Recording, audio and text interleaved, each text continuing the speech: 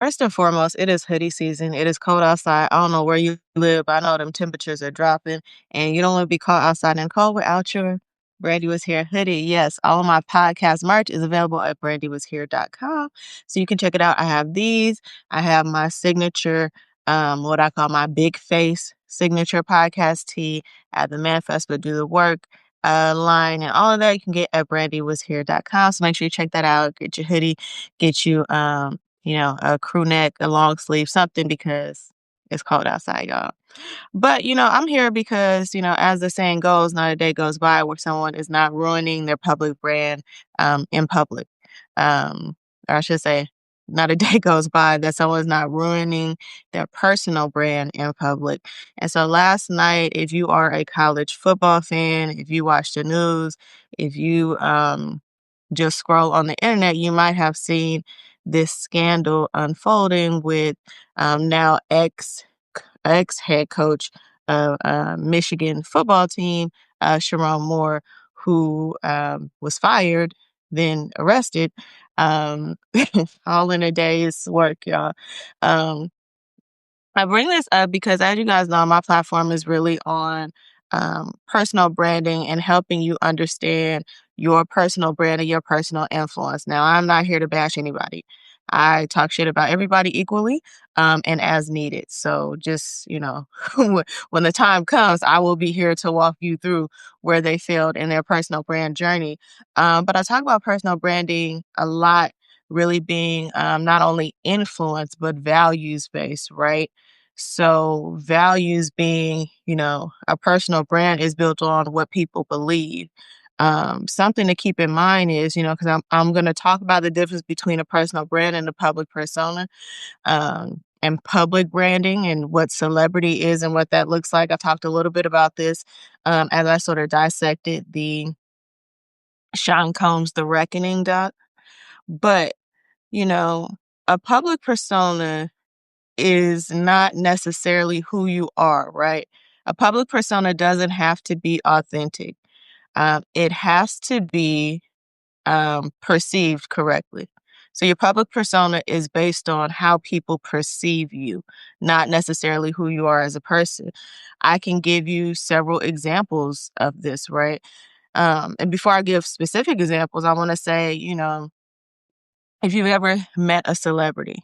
So back in the day, and let me tell you how old I am. Back in the day, they used to have fan clubs where you would write a letter, or maybe you were scrolling through a magazine and there was a form that you filled out. You put your name, your address, and you would send this in to the celebrity that you were a fan of, right? And be a part of their fan club. You pay like $5 or something.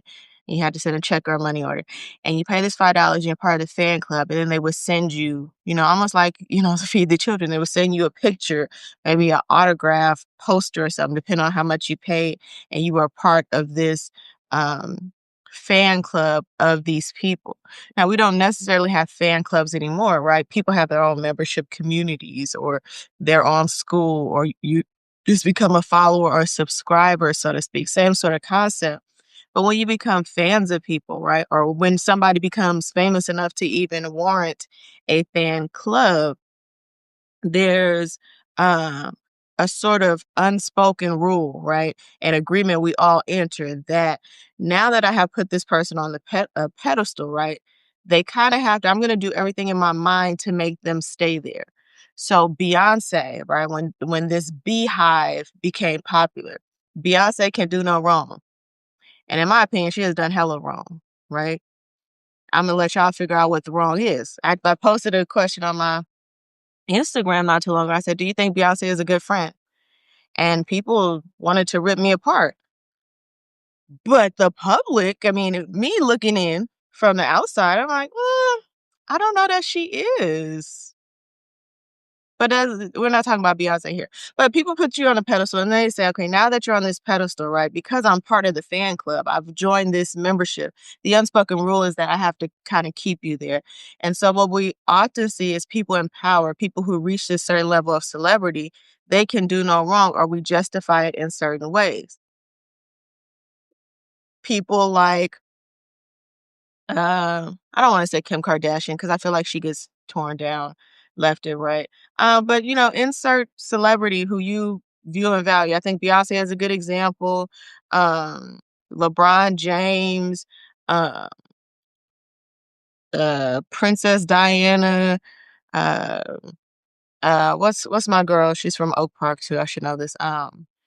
Betty White, all these people that we really kind of admire and look up to and say, like, oh my God, this person is so amazing. And we're going to keep them being amazing. This is why it was so hard for people to reconcile with the fact that Bill Cosby was convicted of crime. It's hard for people now to reconcile with Diddy being convicted of these crimes. People who have fallen from grace, Paula Dean, um, Charlie Sheen, if you watch that documentary, God bless you. A lot of people, right? What can be hard to further digest for people who are famous, but they're not that famous, is that um, that pedestal, right? That support beam for that pedestal weakens by the day because people will join the bandwagon of support and not really support you. Like you cool until you're not, right? Like, oh yeah, we love them. And then they say something, they're canceled. Out with the old and with the new, right? So I think if we're talking about celebrity, right? Sherrone Moore, coaching for Michigan. Prior to that, he was, in a sense, an assistant for several years. Prior to that, he coached at a lesser known school. Prior to that, an even lesser known school, he played football, but he wasn't superstar quality athlete. He was an athlete like most coaches. They play the sport that they end up coaching, but they're not, Heisman Trophy winner, Super Bowl ring winner type of person. So he was this average guy who was hired to do it. I mean, he was doing a job. You have a job, everybody has a job to do, right? He was doing a job that we can only assume that he really loved. And I said we can only assume that he really loved because of the glimpses that we see in the public eye of him. We see him on the sideline, very passionate. And football passionate is different from maybe like you and me passionate. I say I'm passionate. I'm just sitting on the computer typing away or, I'm recording these videos. But football passion, he's on the sideline. He's yelling at the players. He's screaming. He's celebrating when they're doing great things. He was, I don't want to say groomed because that word has a bad connotation, but he was sort of developed as a coach under Jim Harbaugh, who we know as a really amazing coach who has left a legacy, maybe with a little bit tarnished legacy, but legacy in college football and in the NFL, right? Has gone to the Super Bowl, has, done all these great things. So he was developed under there.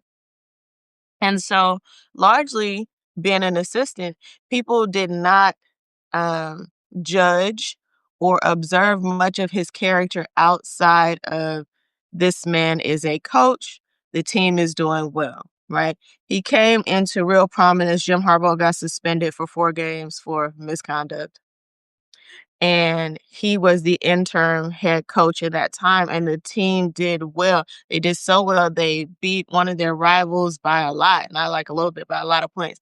And in the post-game interview, he breaks down and cries.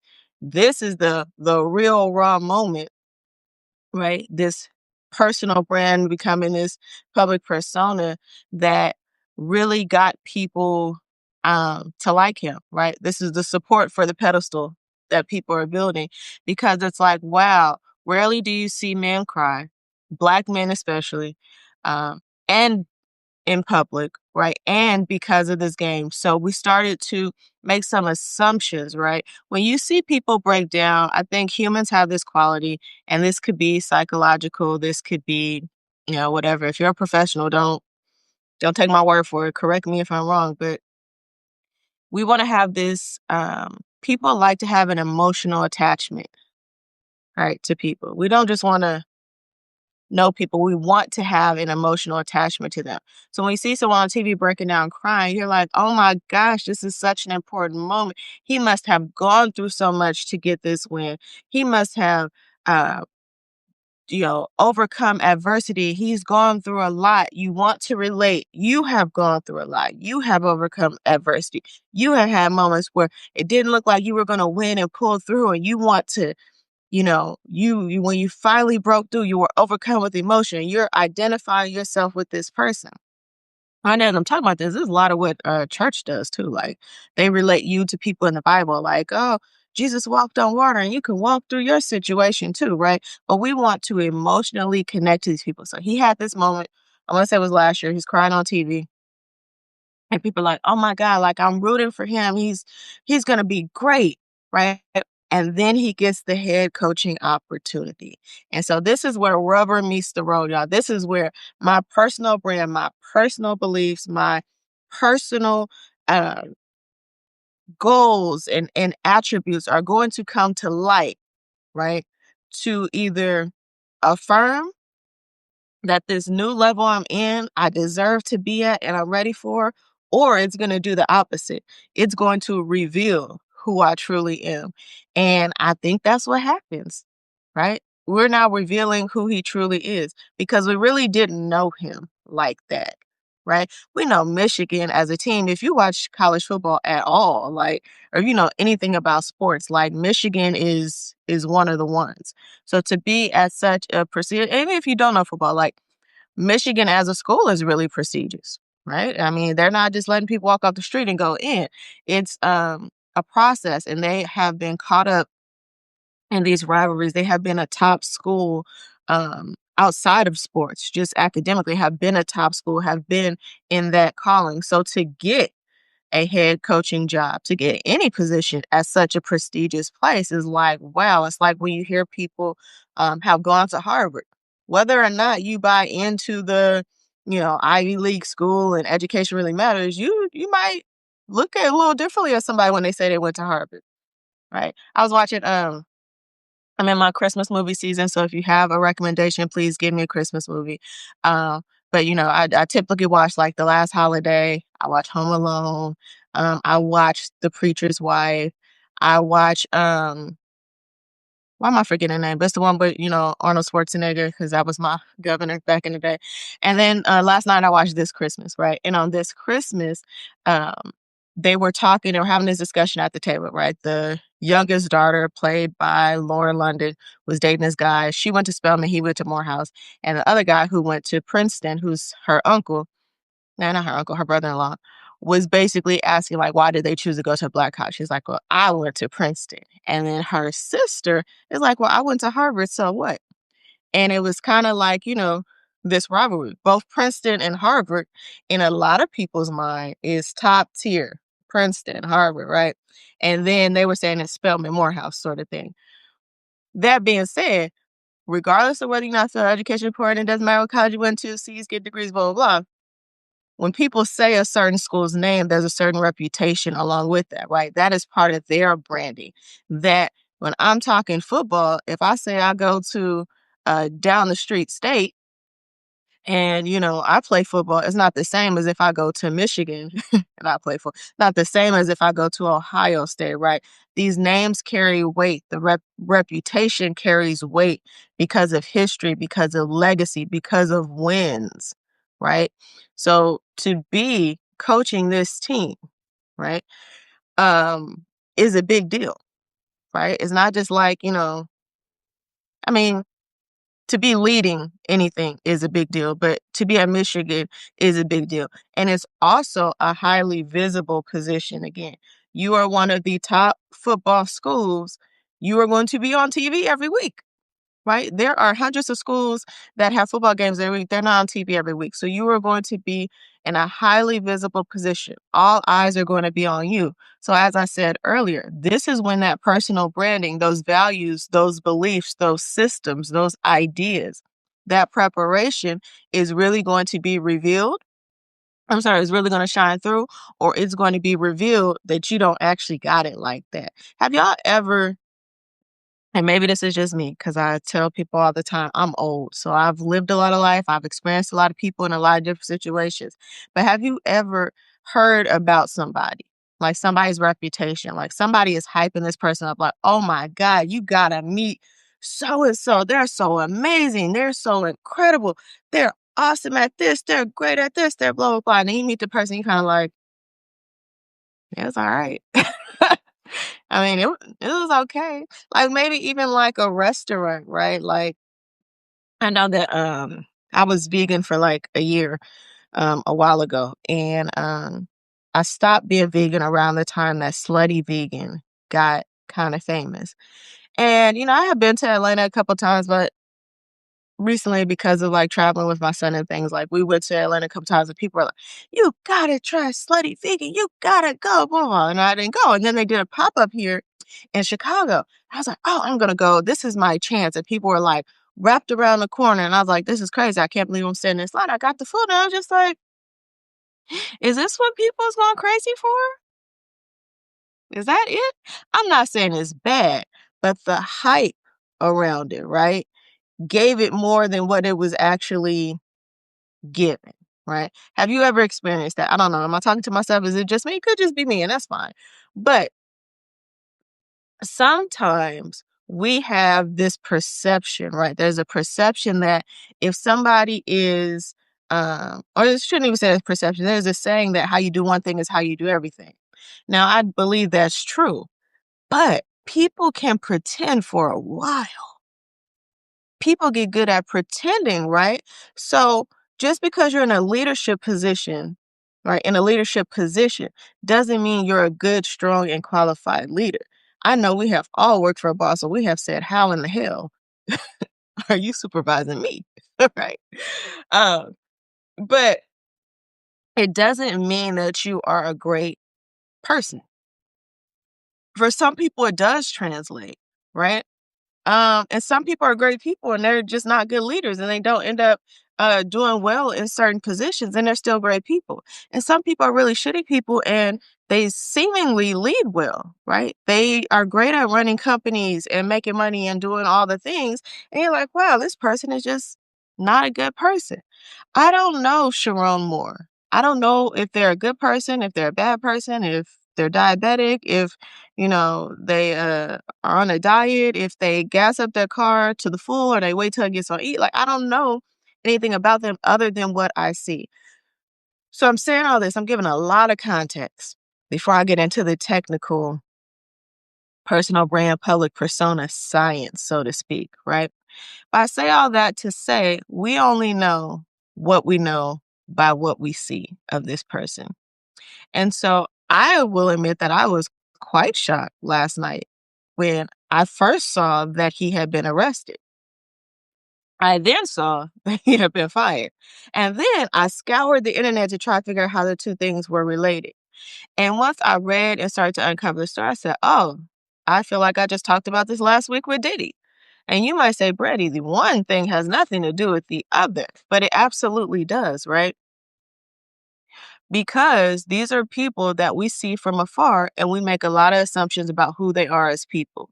We associate what they do and how well they perform with who they are and what they believe and what they stand for. I said last week that stories don't have to be true, they have to be believable. This is also true about your public brand or your personal brand. You don't and this is why I try to present personal branding in the way that I do, because everybody's on the internet is telling you to start a business, make money online, build a personal brand, get in front of the camera, do videos, all this thing, because they're talking really about visible identity, right? In order to sell your product, people gotta see you, right? But I talk about personal branding as an extension of yourself, not just the visible extension, right? Um, and so people build a personal brand thinking, okay, now my name carries some sort of weight. Let me start attaching it to these things.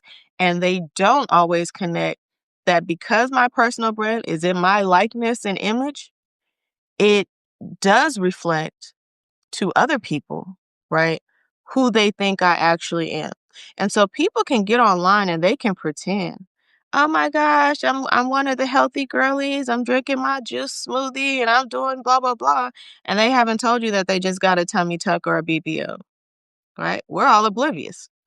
They're making that smoothie, they take that one sip and they throw that shit down the sink. And they go and eat what they want to eat and they go pay for their surgery, right?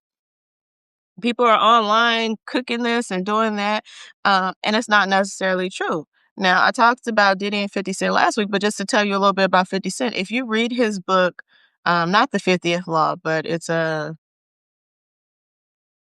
I'll find the title of the book, but whatever is like Hustle Harder, Hustle Smarter, or something like that. I have it as an audio book.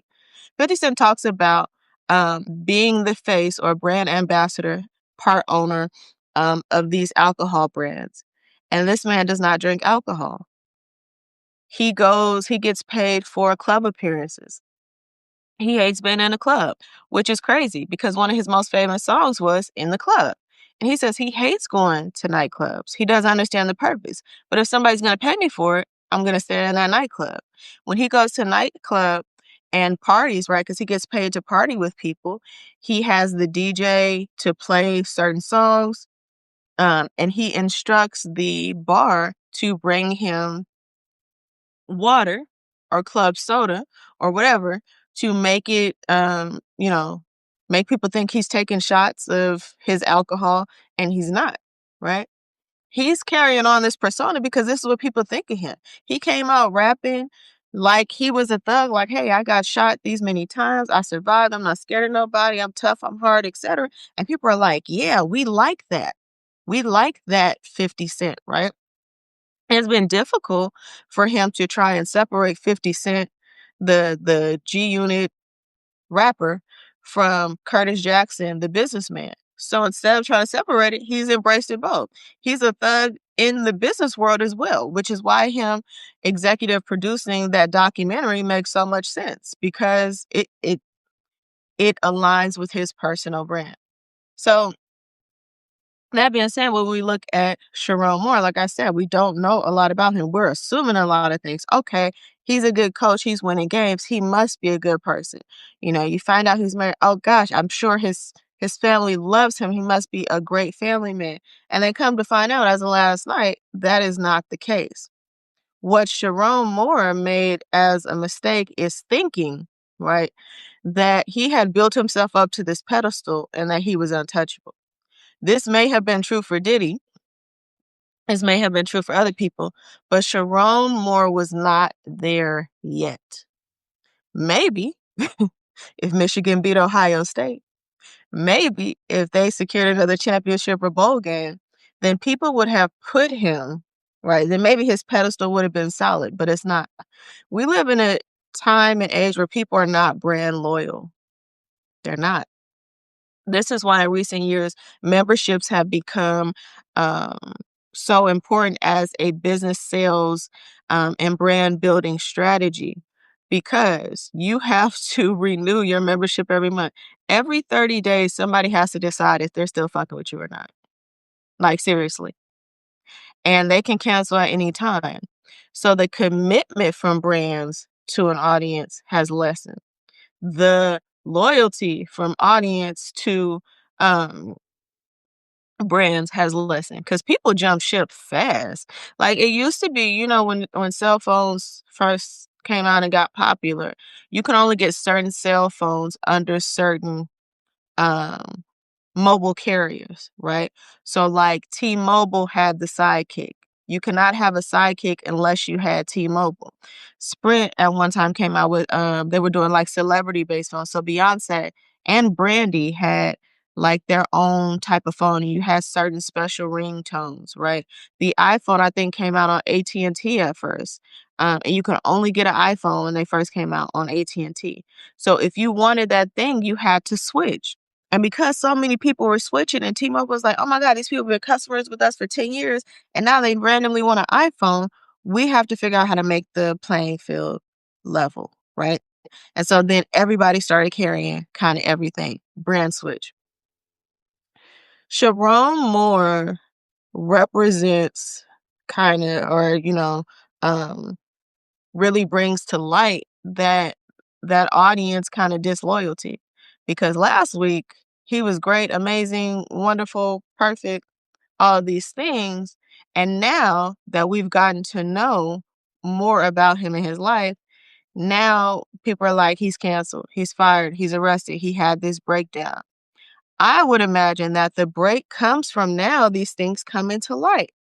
When your personal brand, your beliefs, your value system, your day to day, who you actually are, is not in alignment with your public persona, who people see you as, how they perceive you as, what you're known as, are not in alignment, and people find out, right? That is a huge break. It breaks the momentum. It not only impacts, your livelihood and your legacy moving forward, it impacts people outside of you, right? Because as much as Sherrone Moore is a personal brand, he's representing a larger brand, a corporate brand, which is Michigan University or University of Michigan, however you say it, right? And so people are not only looking at Sherrone Moore like, how could you? They're looking at the University of Michigan like, how could you? You hired this person, you brought this person in. The university has values, beliefs, a mission, a vision. And this person, what they're saying in firing him, this person does not align with that. The university might be saying, how could we have known? We hired a coach. We didn't know he was a shitty person. We didn't know he was a cheater, right? We didn't know that when we hired him because we hired him for this particular purpose. But all of those things, right? Who you are, how you treat your family, how you talk to people, it matters.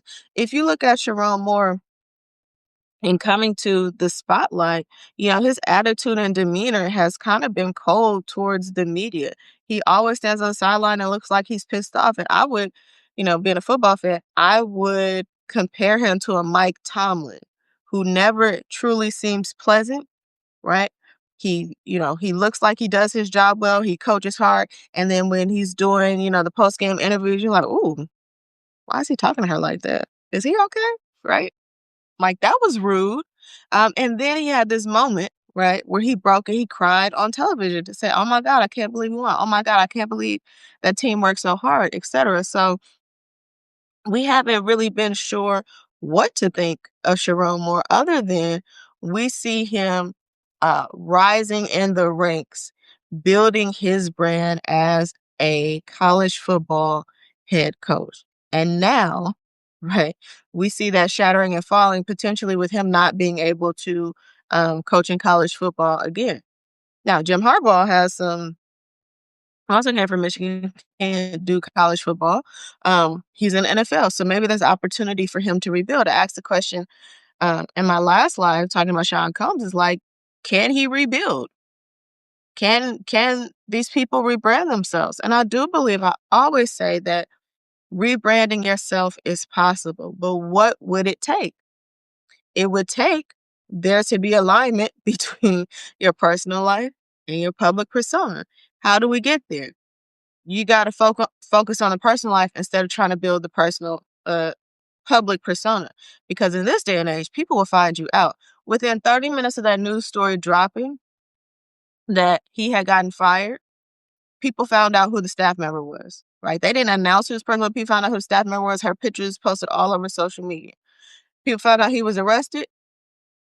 I mean, the internet finds out things before the right and proper sources. So I think it will take some time to die down. I think about other people who have had this, you know, this sort of blow up of their public and personal lives. I think about Rachel Dolezal, who was pretending to be Black and running the NAACP, right? She let some time die down. She came out with a book. She's now like a public speaker. People can reinvent themselves when they accept responsibility for themselves and sort of what has come out and come to light. Um, and so I think it's possible, and here's how it's possible. And I want you to take this into consideration, not that you have a scandal on the horizon or anything like that, but how do you rebuild from failure or public failures, right? Maybe you have gone through public failure like me, where I've gone through divorce, I've gone through bankruptcy, I've gone through having to close and shut down my businesses, right? These are all very public things. Like, you could Google it, you could read my Substack, like, it's all there. And so people perceive you in a certain way. So how do you rebuild for that? The first thing I would say is accepting accountability. Because he is a public figure, I do think there needs to be some form of a public apology. I don't know that people would believe it, but he should absolutely do it. A public apology is necessary. You need to have that on record. People need to see that you are acknowledging that this happened. You're not just gonna brush it over and move to another city and try to start fresh and start over, right? Like you need to acknowledge that it happened. Um, the second thing is, and I don't think this part needs to happen in public, but he has to start to take an audit of himself and reevaluate what his beliefs are. There are plenty of men that cheat on their wives. Am I that person? Am I comfortable with being that person? Do I want to remain that person? If so, then this is what my life looks like and how it plays out. This is how I will move differently. This is how I will respect the rules of my employment so that my affair does not prevent me from being able to take care of my children and myself. Um, or he's taking a look at that and say, okay, these are the things that I did. I cheated on my wife. That's not the person that I want to be. How do people who are married and don't cheat, how do they move and operate in their lives, and what does that look like?